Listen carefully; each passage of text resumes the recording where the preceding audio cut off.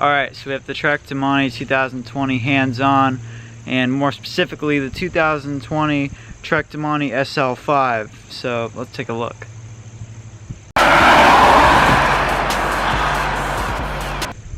So I was down at my local bike shop getting my Trek 1 series fixed, and what do you know, up on the wall we see this right here, the Trek Domane SL5 in that sort of red color. And it was kind of interesting to see the bike in person, because man, the thing, like, the bicycle has such like wide tires for a road bike. It's like up to 32 millimeters, which I'm actually a big fan of. I think that's really good, because the wider the tire, the lower PSI you're going to be able to run. I'm actually not sure what PSI they're running in that tire usually, but the lower PSI you're going to be able to run, so you're going to be able to have a more comfortable ride on the bike and everything. And of course they have Trek's tubeless ready. I just run tubes. I don't do tubeless. I think that's because, I don't know, of course some tubeless expert may go in the comments and be like, oh, it's easy to fix or whatever, but I don't know. I just rather replace the tube if I get a flat.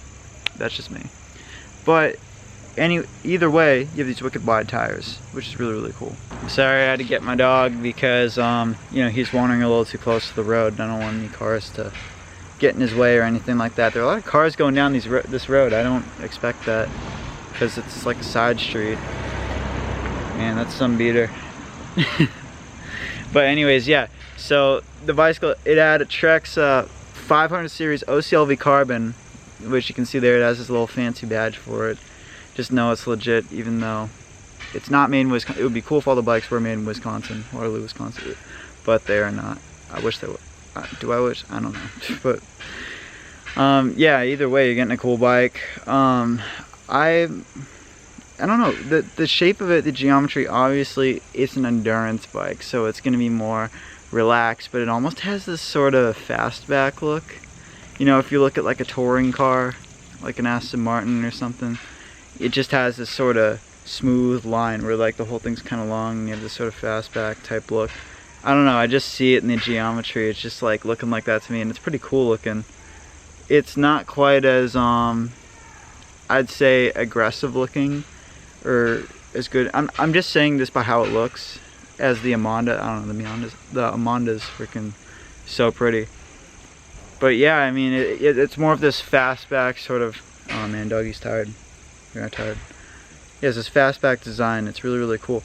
And I finally got to see the internal frame storage. So here I was being a little careful with it, because you know, it's up on the wall, and you know, I understand they're probably gonna sell that bike to somebody. I didn't want to scratch it up or anything. So I was being super careful, just taking everything off. And I didn't take the bits thing out, the Bontrager internal storage system. I didn't take that out. I just took out the bit where it would hold the multi-tool. Didn't have a multi-tool. I don't know if it had the flat kit in there. It might have just had the piece of fabric. But you could see it all. It was pretty satisfying to turn the latch and pick it up. Like, I don't know, I like stuff like that, because I'm all like freaking OCD or whatever. But I mean, I think that was really, really cool.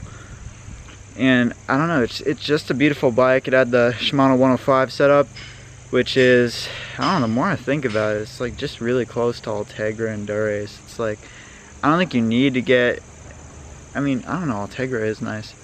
I don't know, I know so many people in the shop I was talking to that had Dura-Aces, and I'm like, I don't know, do you really need that? I'm not going to get in that conversation though. Get whatever bicycle you like best. But yeah, I mean, the 105 setup's pretty cool. I mean, I think the Ultegra disc brakes look better. I mean, not that the 105, I've heard that the 105 rim brakes are the best brakes that Shimano make, but I mean, we're talking about the disc brakes, I don't know. And it's weird how I look at disc brakes. I mean, I think that if they look good, it really depends on what bicycle they're on. Like, I think on some bicycles they look completely out of place and like garbage, and on some, like on this one it doesn't look bad, and the red doesn't look bad. The red's pretty cool. It's kind of like, it's almost like a cherry red. Like, I saw this Ferrari California at this dealership. It was like similar red. It was kind of cool, but it's just not really like, I don't know. I love how Trek does the really, really vibrant colors, like the blues and the greens and like the orange. Like, I saw some guy, I don't have the picture for you unfortunately, but it was some guy at the bike shop.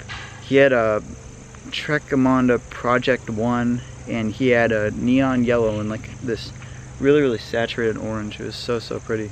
But yeah, I don't know, that could be a whole nother video why some of the colors are so boring. But I mean, I definitely think out of all the, I don't know, the Trek Domane colors, they look pretty good. I'd say I like the ones, I think on the higher end models is like this sort of darker blue, or no, it's white and then it's darker blue accents. That looks pretty cool. But that's gonna get like hella dirty, like I don't know. It looks really good though. But yeah, this bicycle, you know, I got to see it hands on. I was happy I got to see it hands on. I didn't get to ride the bicycle, unfortunately, because I wanted to test ride this. I ended up test riding this Shimano, which I'll talk about in a different video. And I didn't want to like hit him up with multiple things. And of course, I buy stuff when I go in. I was there for a repair. I spent like 80 bucks there or something. So I'm not just like taking advantage of that. And I don't think anybody really should. I mean, I think about maybe somewhat getting something new. Like, I really like the Amandas. I'm not really sure yet, so I'm just taking my time. But the Domane's really good. Like when I was in central New Hampshire, and some of that pavement is just, oh, look at doggy. Some of that pavement's just so rough. I really wished I had a wider tire and maybe more of like an endurance bike at some point. But I don't know, the Amanda, it was really comfortable and it handled really. Man, we're talking about the Amanda now. But to be fair, I've never ridden a Trek Domane. I'm gonna take my dad's out for a spin, and I'll let you know after that. But I wanted to let you know about the hands-on, and I want you to let me know anything in the comments that maybe you'd like to know about the bike. I've done a lot of research on it. You can watch this other video I did. It's gonna be here. It can be it's either gonna be here or the end screen. It's another video I did, just the impressions and the overlook of it. But if you have any questions about it, be sure to leave them in the comments, and I'll be sure to answer them. And thank you for joining me in Aspen in this video. And remember to stay healthy, and peace.